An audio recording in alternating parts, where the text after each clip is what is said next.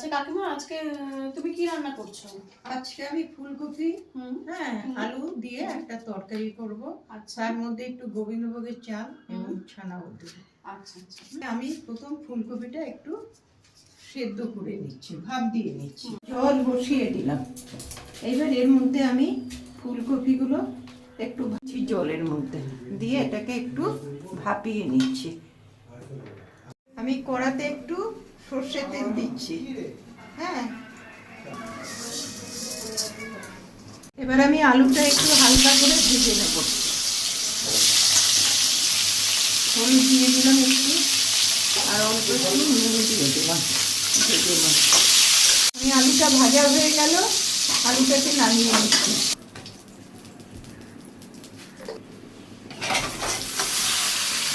একটু হলুদ দিয়ে দিচ্ছি। হয়ে গেছে, আমি কপিটাকে নামিয়ে নিচ্ছি। কড়াতে তেল দিয়ে দিলাম আমি। লঙ্কা, দারচিনি, এলাচ আমি ফোড়ন দিয়ে দিলাম। আমি করে নিয়েছি। এর মধ্যে আদা আছে, জিরে আছে, ধনে আছে, টমেটো আছে, আর একটু লঙ্কা আছে সামান্য। আমি এর মধ্যে মশলাটা দিয়ে দিচ্ছি। একটু কাজু বাদাম পাতাও এর মধ্যে আছে।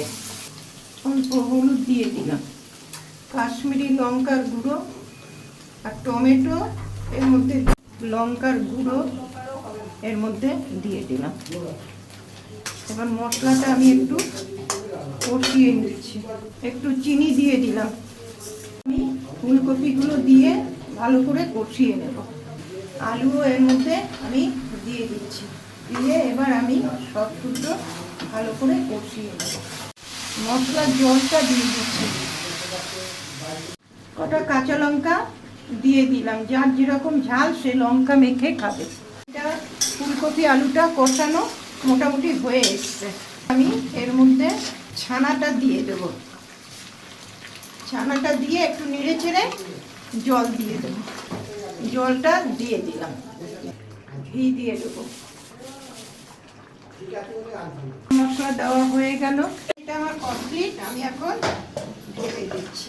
এভাবে রান্না করে দেখবে, সবাই খুব ভালো খাবে। আমার রান্নাটা কমপ্লিট হলো। একদম নিরামিষ রান্না।